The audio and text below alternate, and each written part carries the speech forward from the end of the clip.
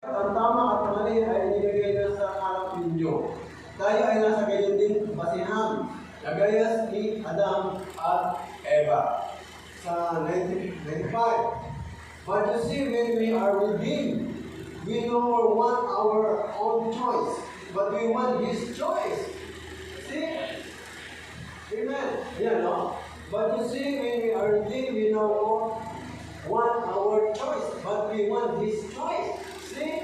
Yan, no? Na, ngunit hindi, kita niya kapag tayo ay binubos na, hindi na natin ibig ang sarili natin pagpili. Kundi ang nais natin ay ang kanyang pagpili. Kita ninyo? Ano yung propeta? Diba? Kung tinanggap natin ang Panginoon at bilang tagapagligtas natin at ang kanyang salita, mga kapatid ko, ano ginagawa natin? Nalagi tayo nahihisay sa gawain ng Diyos. Diba? Ibig na pilihin natin pumunta sa mall, ibig na pilihin natin pumunta na kung saan-saan lugar, para mag-enjoy sa kids kaya, no? Binabuti natin pumunta sa gawain ng Diyos. Dahil bakit? Ang Diyos mismo ang pumili sa iyo. Diba? Kaya tayong pumili, mas naisip pa natin pumunta ng beach ngayon, kasi ngayon ang panahon, di ba? Oo. Ay kaso, pinili tayo ng Diyos eh. Amen. Kaya dito tayo binili Right. sa ating bahay sa bahay para purihin din natin siya. Hindi na lang. 96. Now Adam and Eve wanted their own choice. They wanted to find out what it was to have wisdom. So they looked into it, and it caused next. Ayun ang nangyari kay Adam, kay Eva. Ngayon sina Adam at Eva, hindi nais nila ang sarili nilang pagpili. Nais nila malaman kung paano ba ang magkaroon ng katarungan. Kaya nagsiyasat sila sa rito at nagbuka ito ng kamatayan. See? Dahil natukso sila, tinukso sila na manukso eh. Magiging Diyos ka at malalaman mo ang tama o mali. Ay gusto nila magiging para malaman nila ang tama o mali. Pero anong naging dahilan? Kamatayan. At may binanggit ang ating propeta sa 14, no? Alam niyo ba yung word ng kamatayan? Ang word ng kamatayan ay ang pagkahiwalay sa Diyos. Kaya nababasa pa lang natin sa Biblia, yung mga tao, yung anak na Diyos ng mga nanan, ano sabi, natutulog lamang. Dahil ang word na kamatayan ay separated to the word of God. Ay natutulog pala nun, yung pagkahiwalay sa salita ng Diyos. Salamat sa umagang ito, ang mga anak ng Diyos ay buhay ng buhay sa akin. Thank you, Lord. Amen. Ano yung text natin? For ye see your calling. Hallelujah, Lord Jesus. Napagpapala ninyo ang sa inyo pagkakawal. Tama na yung oras natin. Kaya ito, punta natin sa ito. Gawin natin the best. Gawin natin the best. Pagpuli sa atin. Dahil tayo nagpapuli o tayo sumasamba sa hari ng mga hari. Dinidiran natin, di ba? Pagpunta sa atin si Mayor, pinatulog tayo, di ba? Gusto natin, magpamananap, di ba? Punta si Mayor sa maaga. Ay, punta ko sa unahan. Gusto pa natin sa unahan eh. Bakit kaya? Bakit pag sa unahan natin gusto? Ay, malay yun, bumukat si Mayor. Di ba? O, iyan ka sa unahan, di ba? Kailangan minsan na pagpunta natin sa church. Unahan tayo, kung tayo sa unahan. Tama ba yun? Huwag nyo kong gayahin. Gusto ko lagi sa ito. Inaani ko sa sarili niya. Pero mas maganda lagi nasa unahan. Dahil ang unang mabibigyan ng pagpapala yung nasa unahan. Tama ba? Palapakan natin. Thank you, Lord. Kami ito natin.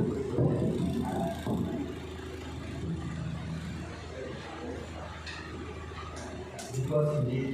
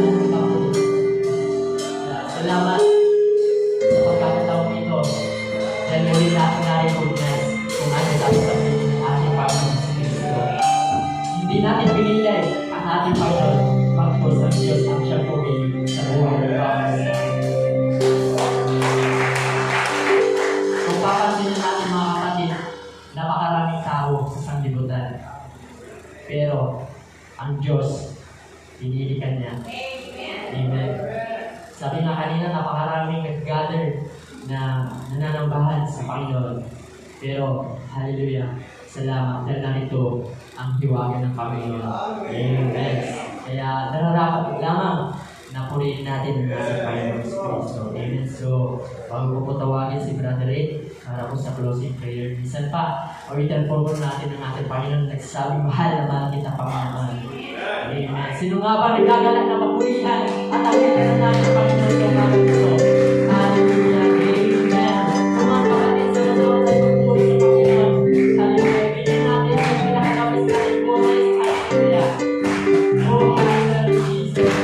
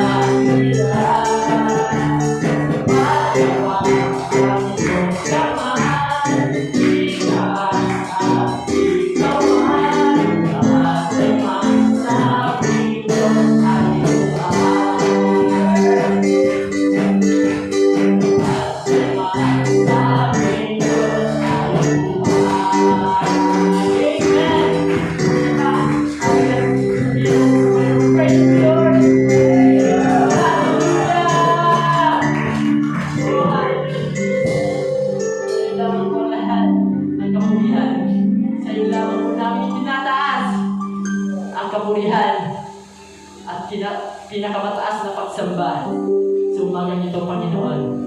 In Jesus Christ's name. Amen. So God bless you, Brother Ed. Amen. Para ko sa closing prayer. Praise the Lord. Amen. Tayo ba'y pinagpala? Amen.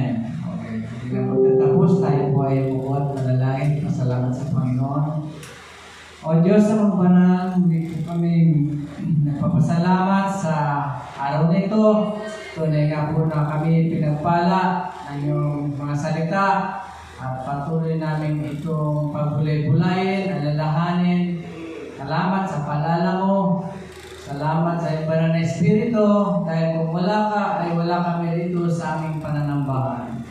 Lord, tuloy nga na mahal ka namin dahil alam mo ang design ng puso namin, Lord. Kaya, Lord, patuloy po kaming nagmamaliklod sa iyo, nagpapakumbaba.